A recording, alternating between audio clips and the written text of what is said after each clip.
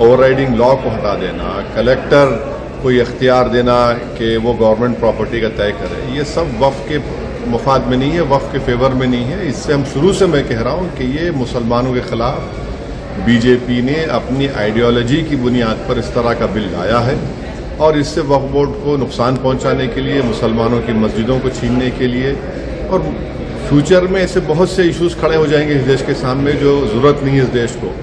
मगर हमने पूरी कोशिश की इस कमेटी में रहकर अपने दलील से कानून का इस्तेमाल करके, अब पार्लियामेंट में जब ये बिल लाया जाएगा हम वहाँ पर भी इसकी मुखालिफत करेंगे और ज़रूरत पड़ी अगर हमारे बड़े बोलेंगे तो हम आवाम में भी जाकर इसका एहतजाज करेंगे। सर मतलब अगला स्टेप पार्लियामेंट में बिल आने के बाद क्या होगा सर अगले स्टेप? पार्लियामेंट में जब ये बिल आया जाएगा तो उस वक्त पार्लियामेंट में डिबेट होगी। हम तो शुरू से इस अमेंडमेंट्स के खिलाफ हैं, हम डिसेंट रिपोर्ट भी दे रहे हैं। पार्लियामेंट में भी हम फिर से अपनी आवाज़ को उठाएंगे ताकि देश की जनता को मालूम हो सके कि किस तरीके से एक ही समुदाय को टारगेट किया जा रहा है।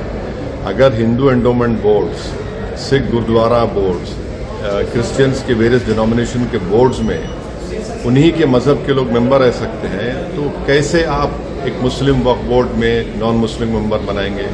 जो उनको पावर्स हैं बाय यूसेज के, वो कैसे आप वक्फ बोर्ड को नहीं देंगे? तो ऑन पैरिटी के ऊपर हम बात कर रहे हैं, तो ये सब देश के सामने रखेंगे। वैसे साहब दिल्ली चुनाव में आपके कैंडिडेट को सुप्रीम कोर्ट ने कुछ शर्तों के साथ 3 तारीख तक कैंपेन करने के लिए जमानत दे दी है, क्या कहना है सर? सुप्रीम कोर्ट ने उनको इजाज़त दी है ताहिर हुसैन साहब को, वो अपनी इलेक्शन कैंपेन करेंगे मुस्तफ़ाबाद में, और हमको यकीन है कि मुस्तफ़ाबाद की जनता के वो लोकल कैंडिडेट वही हैं और उनको पूरा साथ मिलेगा और मुस्तफ़ाबाद को डेवलप करेंगे।